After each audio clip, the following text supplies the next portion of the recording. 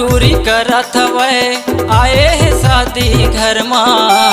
बड़ मटूरी करत हवे आए है शादी घर माँ। एकर पानी लगे है रे बसे हवे मोर दिल माँ। एकर पानी लगे है रे बसे हवे मोर दिल माँ।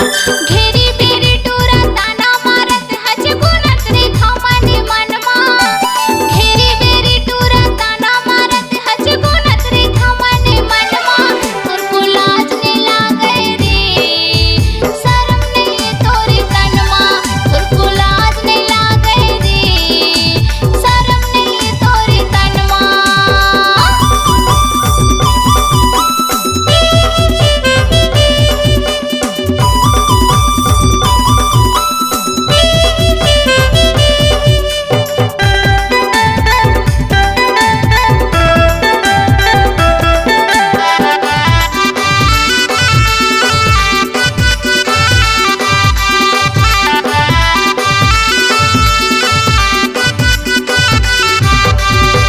मीठी मीठी तोर बोली छातीला मारत बान। मीठी मीठी तोर बोली छातीला मारत बान। झुल झुल वो तोर रेंगना मोर जीवला लेते परा। झुल झुल तोर रेंगना मोर जीवला लेते परा। मीठी मीठी गोठिया के टूरा करे डरे हलिकान। मीठी मीठी गोठिया के टूरा करे डरे हलिकान। आबीर झन पाछू मैं दो दिन के मेहमान। आबीर झन पाछू मैं दो दिन के मेहमान। बड़ मटूरी करत हवे आए है शादी घर माँ। बड़ मटूरी करत हवे आए है शादी घर माँ। एकर पानी लगे है रे बसे हवे मोर दिल माँ। एकर पानी लगे है रे बसे हवे मोर दिल माँ।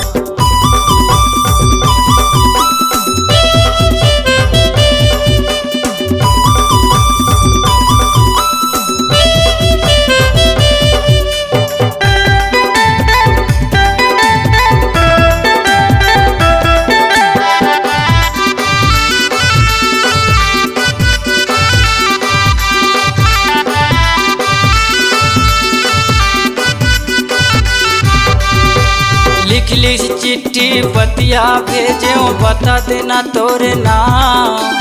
लिख लिख चिट्ठी पतिया भेजे बता देना तोरे नाम। कंचन काया गोरी बदन है रैथस वो कौन गाँव। कंचन काया गोरी बदन है रैथस वो कौन गाँव।